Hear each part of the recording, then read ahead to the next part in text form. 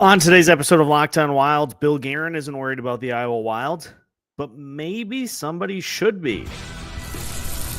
Hey, this is Matt Boldy, and you're listening to Locked On Wild. You're Locked On Wild, your daily podcast on the Minnesota Wild. Part of the Locked On Podcast Network, your team every day. Hello, and welcome into another episode of Locked On Wild, your daily Minnesota Wild podcast. Part of the Locked On Podcast Network, we are your team each and every day, and we thank you for making Locked On Wild your first listen each and every day as well. Make sure you subscribe on YouTube and your favorite podcast platforms so you don't miss out on any new episodes throughout the week. On today's episode of Locked On Wild, we will take a look at Bill Guerin's end of season presser with some interesting quotes. We'll talk about the Iowa Wild. We'll talk about roster spots to fill, and we'll take a look at the Wild defense as well. Plenty to break down from Bill Guerin from yesterday. My name is Seth Topal, host of Locked On Wild, credentialed media member, and Billy had his end of season presser, and not as many fireworks as last year, but still some very interesting things to take into account from Billy G and what he had to say. So let's start with arguably one of the biggest takeaways from his presser was the thought that there are not going to be any changes on any of the coaching staffs, which includes the Iowa Wild. Brett McLean will return.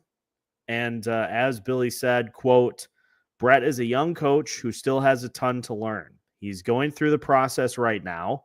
We'd like to see them have a better year next year, but it is always better to develop through winning, and it's tough. It's a good league. With all the injuries we had, we take their players. So it is a bit of a trickle-down effect, and that makes it hard on those guys. Not just taking the players we take, but it is hard to have the consistency when you have all of those moving parts come in and out. I crunched the numbers, and here's the Iowa Wild season at a glance for 2024-2025. The Iowa Wild had 62 total points out of a possible 114, which was 30th out of 32 teams. They had 27 wins, which was 30th out of 32 teams. They had 201 goals for, which was 28th out of 32 teams. They allowed 251 goals, which was 31st out of 32 teams. Their power play was at 13.8%, which was 32nd out of 32 teams. Their penalty kill was at 73%, which was 32nd out of 32 teams. Now, I get what is being said about the lineup consistency, but I have some different concerns for Iowa. That doesn't tell half the story, though. If you look at what happened with the Iowa Wild and Brett McLean's first season, 2023-2024, the Iowa Wild had 62 points, which was 29th out of 32 teams. They won 27 games, 28th out of 32 teams. They scored 184 goals, which was 31st out of 32 teams. They allowed 245 goals, which was tied for 29th out of 32 teams. Their power play was 17.2%, which was 27th out of 32 teams. And their penalty kill was 32nd out of 32 teams at 74.4%. The final tweet I said, so not only has Iowa been near or at the bottom in basically every statistical measure the last 2 years, they actually got worse from 2023 to 2024 to 2024-2025. The Wild have touted their prospect pool for years, but are we confident they are being properly developed? So let's talk this out, because I had some good questions in response. The tweet, obviously, by the fact that I'm mentioning it, got a lot of response. And some good questions that I wanted to kind of throw in here at the start of the show today. We'll talk first about what Jeff PV had to say. Is there a strong correlation between the quality of the AHL squad and the NHL squad's success? I mean, the Rochester Amherst are pretty good, but the Sabres are not, while the Henderson Knights are horrendous, yet the Vegas Golden Knights are good. I don't think there's a correlation per se, but I just don't I don't feel like we've seen a ton in the way of progress for a handful of prospects throughout the Minnesota Wild system that just seems like have kind of been coasting through with the Iowa Wild. Now, the Wild have taken their fair share of players off of the roster, but if you look at some of the game totals for various players out of 72, I mean, David Spacek played all 72 games.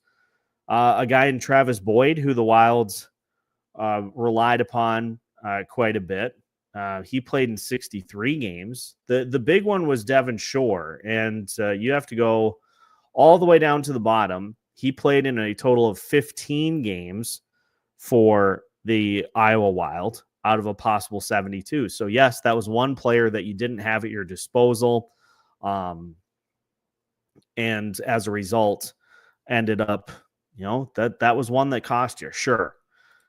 But I look at what David Juracek did when in the lineup for the Minnesota Wild, and I thought he looked pretty good at Minnesota, not so much in Iowa. I just would like to see like a direction as to where the organization is. Like, what are they pointing towards? What are they looking for? I'm big on, like, what are you good at? It'd be one thing if the Iowa Wild were a great defensive team and, you could hang your hat on that, or they had great special teams. You can hang your hat on that, or they had a good offense. You can hang your hat on that. They didn't have any of those things. Does the roster continuity have a part to play in that? Sure. But like it was last year was the same thing. And it feels like because of all the things that have happened at the Minnesota level, that there hasn't been a ton of attention with the Iowa Wild. And you have 2 seasons in which you just have kind of you just have kind of languished through, and all these players that have had standout performances, a lot of them have come in from elsewhere. Travis Boyd led the Iowa Wild in goals with 22. He was a minor league free agent that was signed and brought into the organization. Longtime NHL vet, not from the organization. Devin Shore, another player, not from the organization, that was brought in. Those players, I mean, Graham Clark, he had 16 goals for the Iowa Wild, brought in from outside the organization. Like, we've heard these names from within the system, especially on the defensive side. Names like Carson Lambos, like Jack Pert, Ryan O'Rourke, Kyle Masters. You've heard these names, and I don't know, like it just feels like we are still waiting for some tangible progress as to where they're at. And I know they're still young, but that's my big thing, is just visually, from what I have observed and the fact that it is being talked about in many places, is it just doesn't feel like there's a direction. It's not hindering the Minnesota Wild that the Iowa Wild haven't had great success, but I kind of feel like if you have organizational success at lower levels, that allows players to rise through the system and build up the idea of winning as an organization and bring players into your process that have won at varying levels and can kind of share on that experience. And the last 2 years, it has not worked out.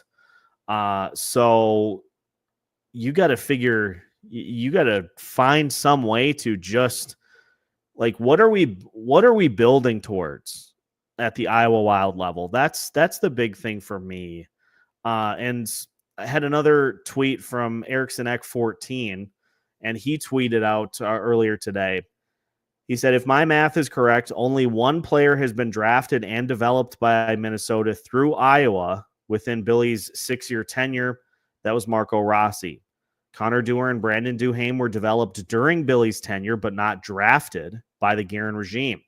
Yet all of these players will end up being shipped off to other teams. Yikes. He says the young players have been pushing for chances for the last 5 years, yet only Boldy and Faber have really gotten a chance. Now, I think it is important to mention as well is that Boldy and Faber are outliers. Like, let's acknowledge that what Matt Boldy and Brock Faber did is an outlier. It's not a common occurrence for players to hit the ground running the moment they get to the NHL level. Doesn't happen that way all the time. So the fact that they were able to do it, it maybe kind of led us down a path that we expect that everybody is going to get to that spot.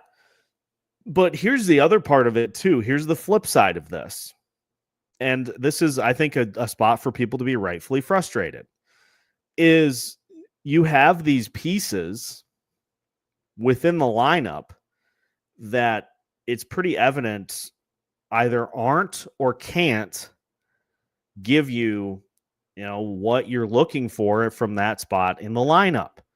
How many times, pop quiz for the everydayers, how many times we talked about the top 6 over the last couple of years? A lot. And we have seen players cycled through those spots that either can't or don't give you what you're looking for as far as production goes. And this is that age-old chicken or the egg debate. Do players need to play themselves into those spots, or do players need to be given an opportunity to try it out and see if they stick? I'm kind of the belief for number 2. Give a guy a chance, see if he is capable of playing in a role like that, especially one that you identify as being in that part of your lineup. We get the draft profiles, we get the scouting reports. We know this particular player is slotted in to be a middle 6 forward or a top 6 potential. Okay, let's see what he's got. Trial by fire. That's how I learned a lot of the skills that I have to right now is trial by fire. So there are a lot of questions, and I hope to dive into these as the offseason rolls along and into next year as well. But the development process, I think, is a fair one to question.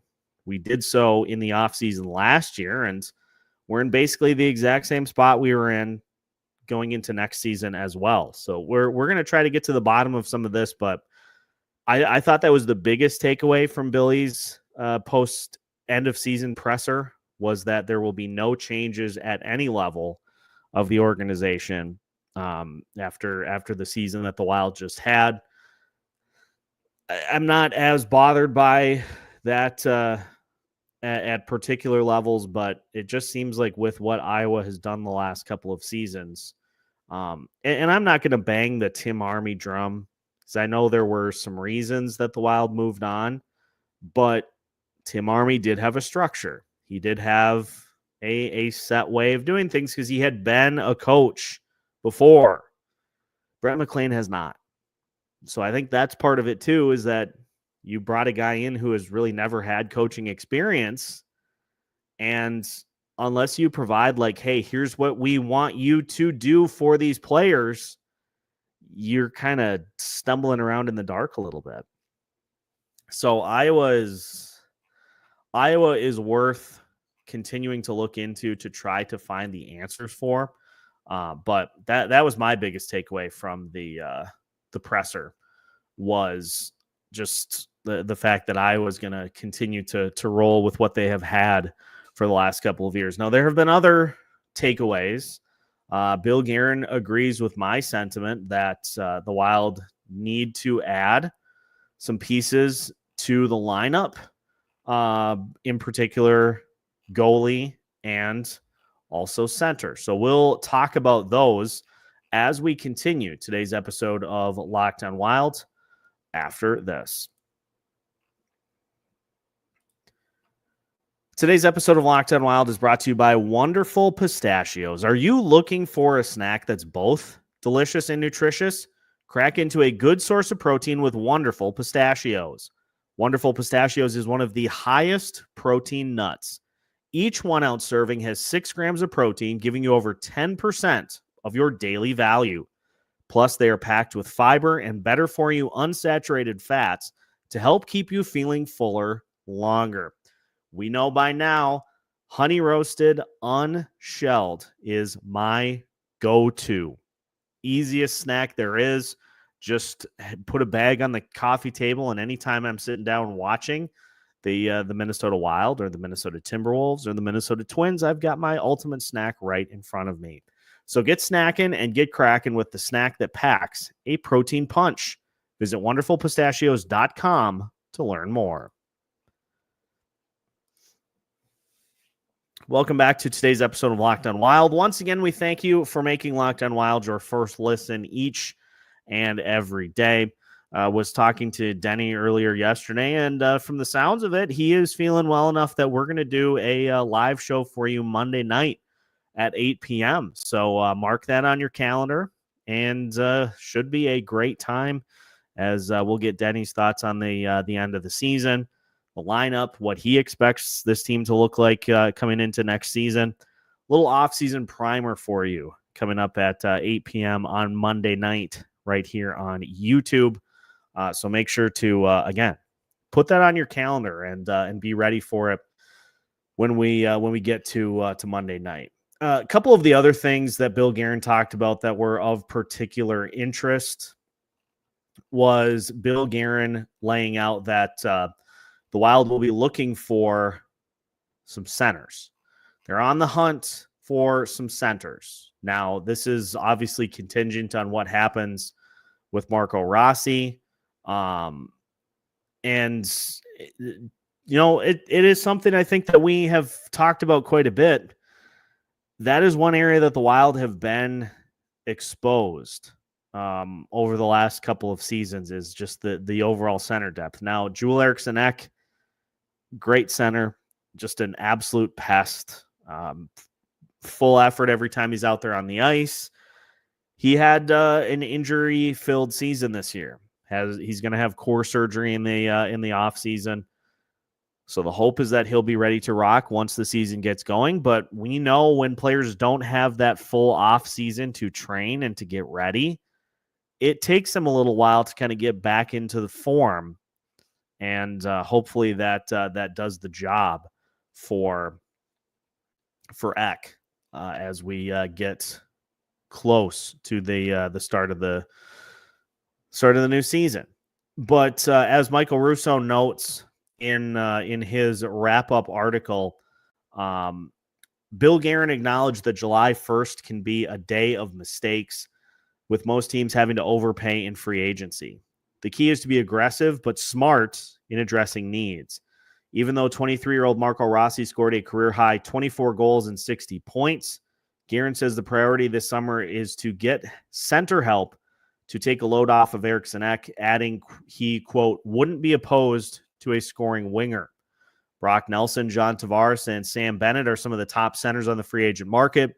Mitch Marner is the biggest fish, primarily a wing who can play center. Brock Besser is also a notable winger available who the Wild have flirted with trading for in the past. Guerin says, quote, I get excited. Not that I don't feel pressure. I do sometimes. I'm more excited than anything. It's been a long couple of years dealing with this stuff. Honestly, just hearing about the Parise-Suter buyout penalties, with that comes higher expectations, but I like high expectations. I want high expectations. I'm not doing this job to sit in a corner. And that's the hope, is now that there is flexibility to move the roster around. That would be a good spot to start. You look at every team that is left in the postseason. for the most part. Strength down the middle. Strength down the middle. That has to be your starting point when you're building an offense. Do you need scoring wingers? Absolutely you do. But you have to be strong down the middle. And outside of Joel Eriksson Ek and Marco Rossi, you've got a guy in Freddie Gaudreau who was elevated into a second line role during the postseason, but he's just, I don't think Freddie is capable of playing that type of a role and giving you much offensively. He didn't. No points in the series. So Freddie's a bottom six center. Ryan Hartman is a wing that has kind of converted into a center. He plays both. He kind of mingles in between. Not a bad idea to have somebody with versatility that can play in a pinch. But again, as I talked about in yesterday's episode, you can't Band-Aid your top six. You can't throw a Band-Aid on it and hope that you can patchwork, because either if you ride the hot hand, eventually the hot hand goes cold, or if you put somebody in a spot that they aren't really capable of performing at that level, then everything starts to fall apart. So that is an area in which there definitely needs to be a focus. Now, there are smart ways to do it without just throwing boatloads of money at people. But I think the center position to a T, up and down the lineup, you just got to make sure that you're rock solid at center. Face-offs, guys that can go to the net and can just create in front. Guys that can give you both offense and defense. Can't rely on one or the other. You have to do it right. You can't cut corners on this type of roster building at these key positions. You can't cut corners in trying to address your center depth, or you're going to get bit by the better teams, just like the Wild did. So the fact that Guerin admitted that they are in the market for center help was something I guess I didn't expect to see. And we'll talk about another area that yours truly acknowledged should be looked at, that Bill Guerin also agreed. So we're in lockstep on some areas to improve this roster. We'll talk about the goalie position to finish off today's episode of Locked On Wild after this. An award-winning mattress can change your life. I speak from experience. It happened to me. After years of uncomfortable sleeps, I recently switched to Bear Mattress, and the results were instant. Bear Mattress is designed with a focus on recovery, cooling, and pressure relief to upgrade your sleep and improve your overall quality of life. I used to deal with night sweats, but Bear's best-in-class cooling ensures optimal temperature regulation, which prevents overheating and helps me stay comfortable all night long. Bear offers a wide variety of mattresses, but to get the right one for you, take their sleep quiz that matches you to your perfect mattress based on body type and sleep preferences. Go to bearmattress.com and use promo code LOCKEDONNHL at checkout to get 40% off site-wide. This offer is not available anywhere else. You have to use my promo code on the very last page of checkout to get this discount. That's bearmattress.com. Use my promo code LOCKEDONNHL to get 40% off site-wide. Bearmattress.com, promo code LOCKEDONNHL.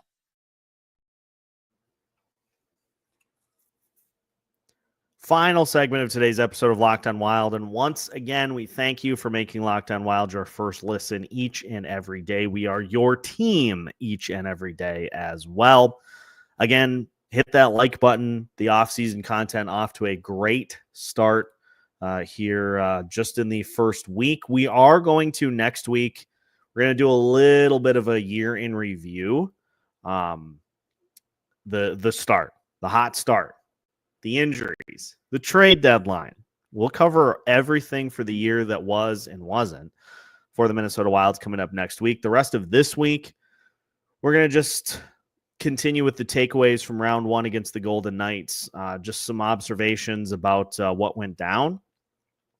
And we will get you the Minnesota fan guide to round 2 of the playoffs. Zach wanted to be a part of that one, so we delayed it. It was initially going to be released yesterday, but we're going to delay it till later in the week because Zach, we want to get Zach on the show, and so we will here within the next couple of days to round out the week as well.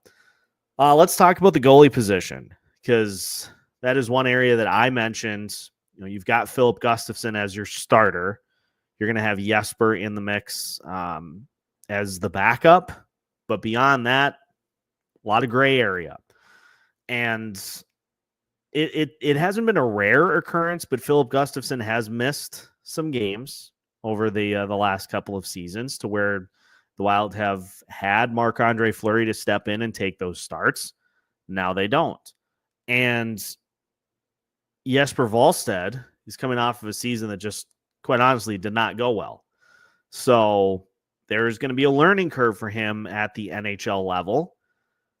And I was pleasantly surprised to hear that the Wild are going to look to add a third goalie with experience that could step in, not necessarily to start, because let's think about this. Let's say he gets going at the NHL level and he's doing a really good job. And Filip Gustavsson gets dinged up, has to miss a couple of games. Well, you wouldn't bring up this third goalie to start. You'd bring him up to backup. You bring him up to backup Jesper while he steps in for those starts.